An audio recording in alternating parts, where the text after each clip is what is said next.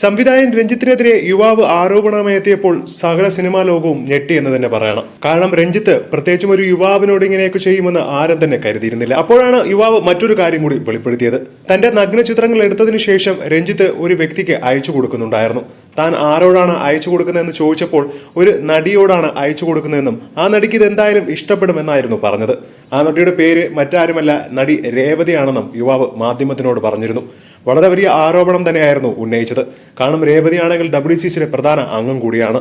ഇതുകൂടിയായപ്പോൾ social മീഡിയയിൽ വളരെയധികം വിമർശനമാണ് രേവതിക്കെതിരെയും ഉയർന്നത്. ഇപ്പോഴിതാ ആദ്യമായി ഈ ഒരു വിഷയത്തിൽ പ്രതികരിച്ചുകൊണ്ട് രേവതി തന്നെ രംഗത്തെത്തുകയാണ്. രഞ്ജിത്ത് യുവാവിന്റെ നഗ്ന ചിത്രങ്ങൾ അയച്ചുവെന്ന ആരോപണം പൂർണ്ണമായും തള്ളിക്കൊണ്ടാണ് നടി രേവതി എത്തുന്നത്.